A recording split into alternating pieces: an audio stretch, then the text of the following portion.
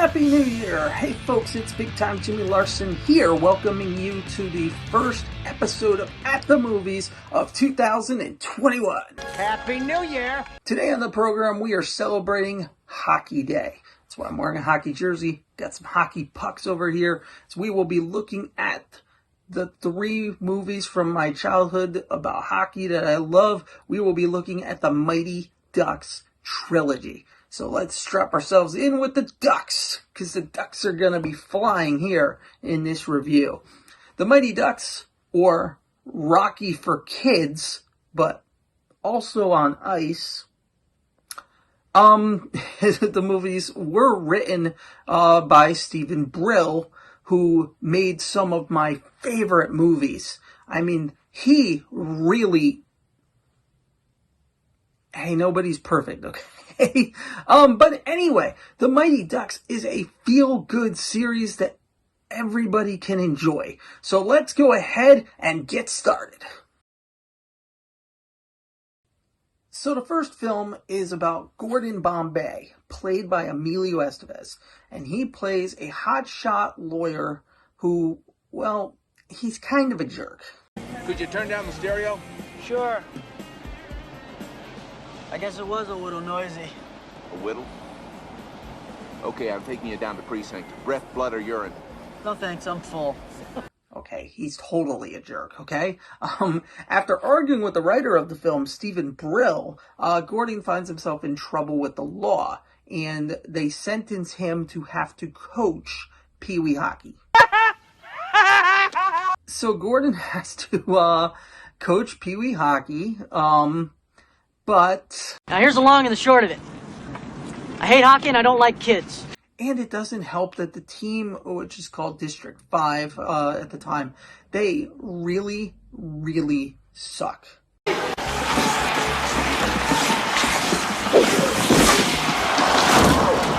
Especially the goalie, Goldberg.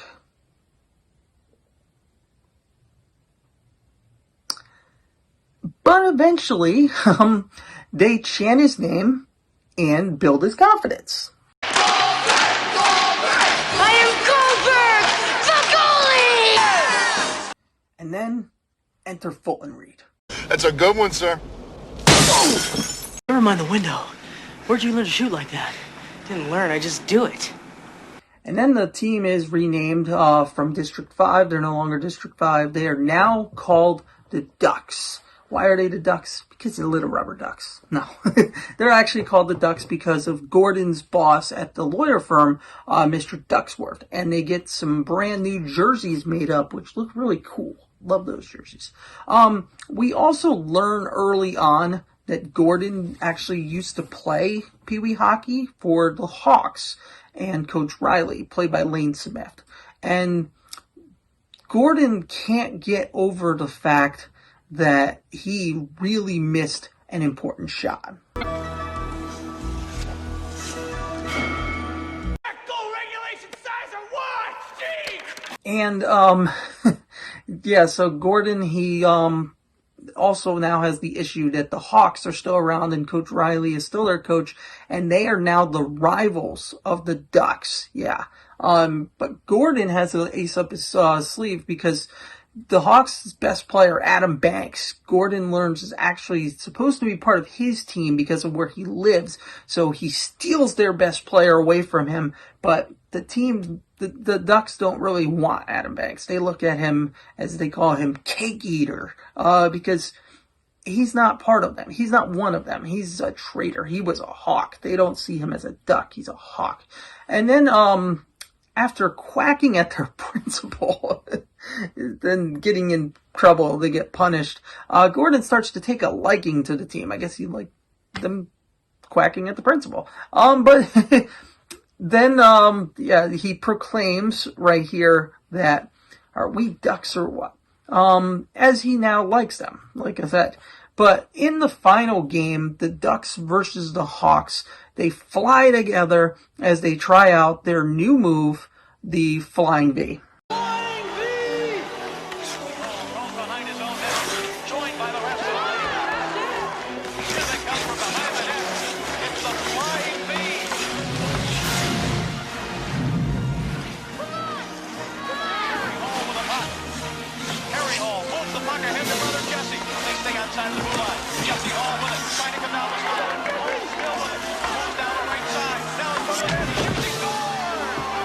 And this ties the game, and everyone celebrates as the film ends. Oh, and Gordon, he gets a tryout with the minor leagues.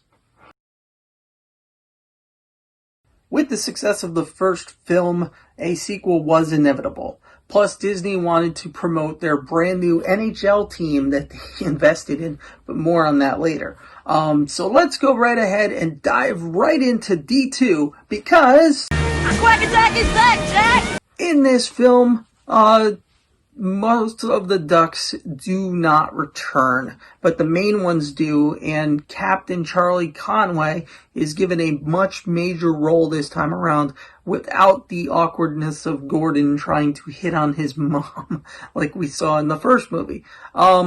This film picks up right where the first one ended, with Gordon playing in the minor leagues now, but due to an injury, he ruins his chances of being in the majors, and he returns to coaching the Ducks. But things have changed, because the Ducks are no longer going to be the Ducks, as the Ducks are now moving on to the Olympics to become Team USA. And some new players are recruited, and one of them is Benny the Jet Rodriguez. Luis Mendoza. So, Luis Mendoza was Benny the Jet Rodriguez, whatever. So, the Beast, by the way, makes an appearance in D3. There's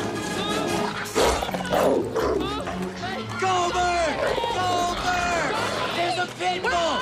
Who goes after you, man? I can't see! I can't see! Is that you?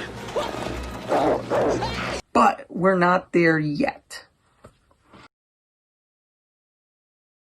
So Team USA starts off doing very well in the tournament by winning games using the same kind of tactics that the Ducks used before in their Kitty Pee Wee League. But then they meet the Iceland team, and they don't play around. They are led by a former NHL player who was banned from the league for beating everybody out, including his own coach, which, by the way, with that as his track record, it makes total sense why you would allow him to coach a bunch of kids in this team of Olympic players in this tournament. Whatever. They are definitely the most feared team in the entire tournament. And how can you possibly defeat these guys? How can you improve your team? Well, you wait for the right time. And what time would be the right time? What time is it? It's knuckle puck time. It's knuckle puck time! He winds up. He scores! Russ Tyler, played by Kenan Thompson, is definitely going to be able to help the team with his knuckle puck. But the question is, will he be able to help them defeat Iceland when the time comes? During the final game with Iceland, Team USA is goofing around again, and they're losing as a result. And motivation is definitely needed. We're Team USA, gathered from all across America. And we're gonna stick together. You know why? Because we are ducks, and ducks fly together. That's right, Jan. So now, after halftime and Gordon's great speech there, some new uniforms are donned by the team, which match the ones of the new NHL team that I mentioned earlier. So now Team USA is going to be known as the USA Ducks, and everybody's chanting, "We will quack you," instead of "We will rock you." And it's a good thing going on. You can really feel it in the stands. With this new motivation, it allows the Ducks to be able to tie Iceland. However, unlike last time with the Hawks, ties are not going to fly here. See what I did there? So instead, we end up going to a shootout between Iceland and the USA Ducks. And If Julie the Cat Gaffney stops Gunner Stall, the USA wins. That's 1, 2, 3.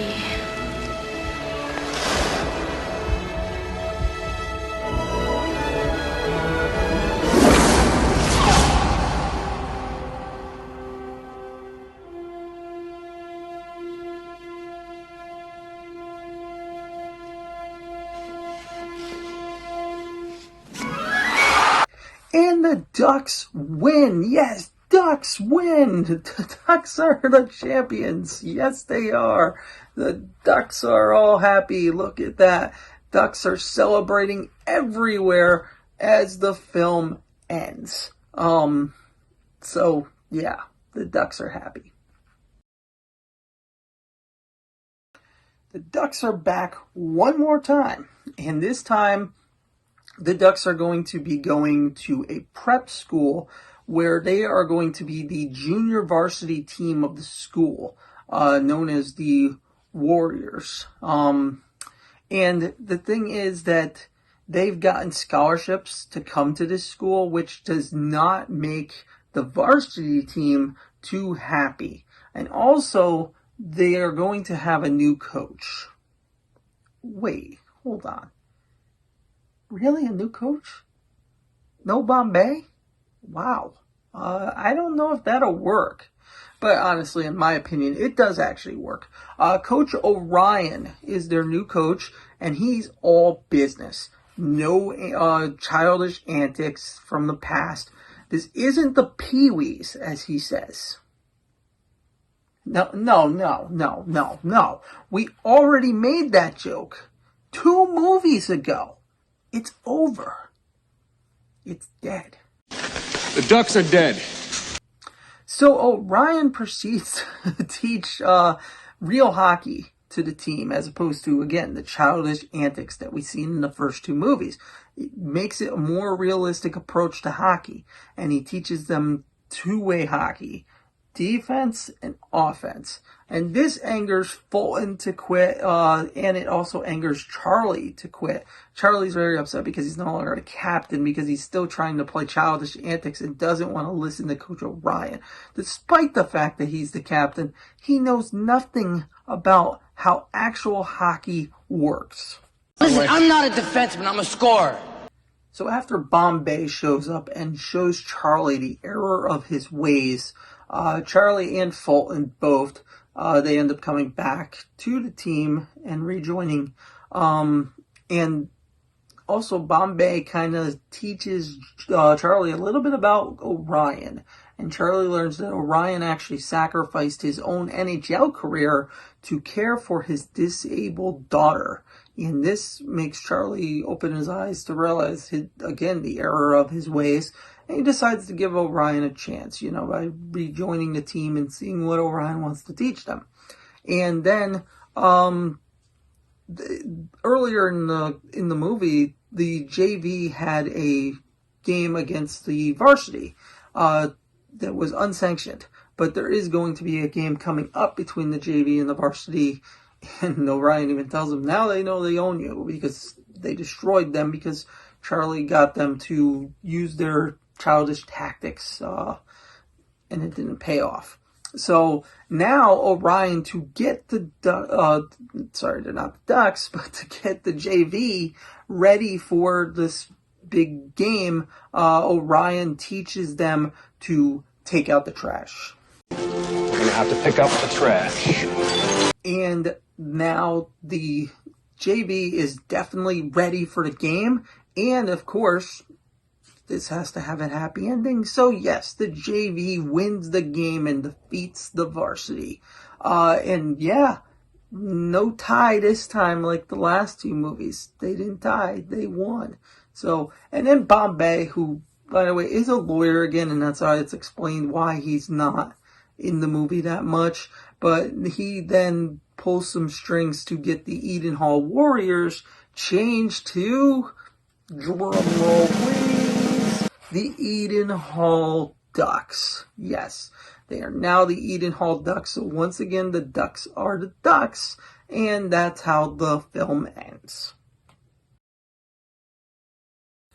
So those are the 3 Mighty Ducks movies. Like I said, it's a great trilogy. I know I didn't talk too much about the 3rd movie there, but the first movie is really kind of the childish one, in my opinion. A lot of people say the second one. I think the first one is the most childish one. It does have a good moral message, and it's a good story, so it works really good. And then the second one, again, childish, And the story is just not really good in the second one. Second one is really the cash cow of the series, as it doesn't really have any evolution of the team. It's just basically a rehash of the first one. There's some good jokes in there, and it's worth watching, but it's kind of the weak link of the trilogy. The third one gets a lot of flack from people. They don't really like it. I love the third one. The third one is my favorite in the series. This is the one where we get to see, like I said, they teach them real hockey, two-way hockey, how hockey is supposed to be. So as a hockey fan, I love that one. Maybe that's why people didn't like it, because it doesn't have those childish antics from the first two previous movies. I don't know, but I really like the third movie. And that's why, yeah, I know it's ironic. I didn't talk much about it, but there's not really much to say. Like I said, it's just about growing up and learning that, life isn't about being a kid forever. And it really does work as a whole. So my recommendation, I recommend all three movies. I love them all. And that's really all I can say about it. There is a TV series coming to Disney Plus. I found out that they are in the works of making. So I'm kind of interested to check that out as well when that comes around. So that's going to do it for this week. First week of 2021 in the books. Make sure that you like this video if you like it and subscribe to my channel. Also check out the What's Going Down podcast. The link is in the description below. And we will talk about what movie will be coming next. There's something big coming for this entire month. And you will find that out tomorrow on the podcast. For now, I'm Big Time Jimmy Larson. Thanks for watching. I'll see you next week.